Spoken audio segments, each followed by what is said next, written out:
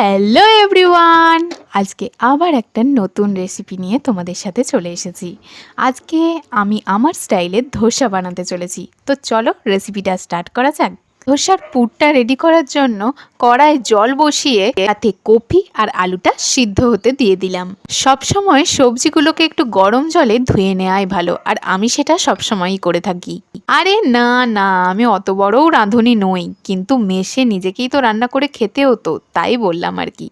তো এরপর সবজিগুলো সেদ্ধ হয়ে যাওয়ার পর কড়াতে জিরে আর শুকনো লঙ্কা ভাজতে দিয়ে দিলাম।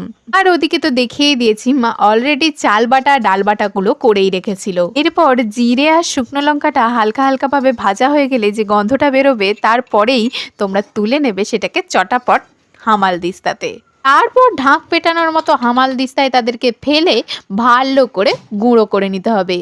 এরপর গ্যাসটা জ্বালিয়ে পরিমাণ মতো তেল দিয়ে দাও কড়াইতে। এরপর তেলটা গরম হয়ে এলে অল্প পরিমাণ একটু চিনি দিয়ে দাও স্বাদটাকে মেনটেন করার জন্য। এরপর হলুদ গুঁড়ো, জিরে গুঁড়ো, ধনে গুঁড়ো, লঙ্কা গুঁড়ো পরিমাণ মতো দিয়ে তারপর পরিমাণ মতো নুন মিশিয়ে দাও ওই মশলাতে। এরপর একটু নাড়ানো চাড়ানো হয়ে গেলে ওই যে পিটিয়ে রাখা জিরে আর লঙ্কাটা গুঁড়িয়ে রেখেছিলে সেইটা ঢেলে দাও কড়াইতে। এরপর আদাটাকে একটু কুড়ে দিয়ে দাও। তারপর ভালো করে মশলাটাকে কষিয়ে নাও। এটা আমি তোমাদেরকে নিরামিষ পদ্ধতিতে দেখালাম। তোমরা যদি আমিষ পদ্ধতিতে মশলাটা তৈরি করতে চাও তাহলে পেঁয়াজ আর রসুনও অ্যাড করতে পারো। এরপর সেদ্ধ করে রাখা আলু আর কপিটাকে কড়াই ঢেলে দাও। এরপর ভালো করে মশলাটার সাথে মিশিয়ে নিয়ে ধোসার ভিতরের পুরটা তৈরি করে নাও। এরপর চাল বাটা আর ডাল বাটা যে বাটিটায় করে রেখেছিলাম সেই বাটিটায় পরিমাণ মতো ময়দা নিয়ে নিলাম। এরপর মিশিয়ে নিলাম নুন, আর তারপর ভালো করে ব্যাটারটা তৈরি করে নিলাম।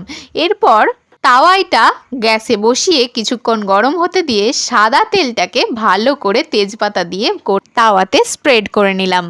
ঠিক আমি যেইভাবে করছি এইভাবেই করতে পারো, অথবা কেউ কেউ ট্রিক্স হিসেবে হালকা একটু জল দিয়ে তারপর তেলটা দেয় শুকিয়ে গেলে। তো যাই হোক, এরপর আমি ব্যাটারটা দিয়ে দিলাম। আর মাকে যেইভাবে করতে দেখেছি আমিও সেইভাবেই ট্রাই করলাম, তাই কোনো অসুবিধা হয়নি।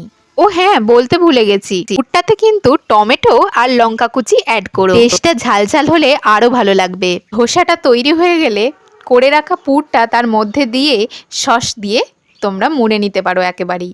কিন্তু আমি আবার আজকে একটু অন্য স্টাইলে করেছি, তাই কিছু ধোসা আগে মুড়ে নিয়েছি আর কিছু ধোসা হয়ে যাওয়ার পর এইভাবে দেখো গ্যাস থেকে নামিয়ে তারপর পুরটা দিচ্ছি। তো এইভাবেও তোমরা করতে পারো। এরপর সস দেবে আর সস দিয়ে এইভাবে মুড়ে ফেলবে। তো এবার ঝটপট বানিয়ে নাও, আর ভালো লাগলে সাবস্ক্রাইবটা করে যাও।